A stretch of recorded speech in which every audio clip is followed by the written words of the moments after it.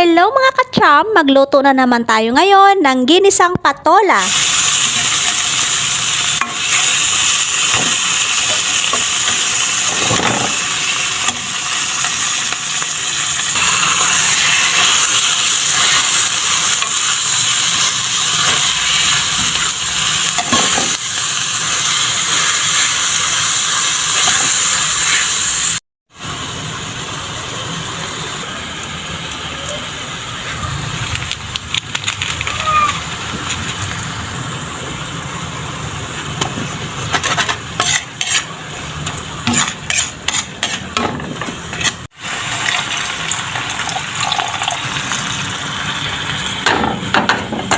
Pagkatapos ko ginisa ang giniling na manok, nilagyan ko ito ng isang basong tubig. Isang basong tubig lang ang nilagay ko dito mga kacham. Sakto lang maluto ang ating gulay. Ginisang patola at repolyo ang ating gulay ngayon mga kacham. Napakasimpleng gulay pero masarap at masustansya. Maliban sa madaling lutuin, makatipid tayo dito mga kacham. Kapag presko ang gulay, ibang-iba talaga ang lasa.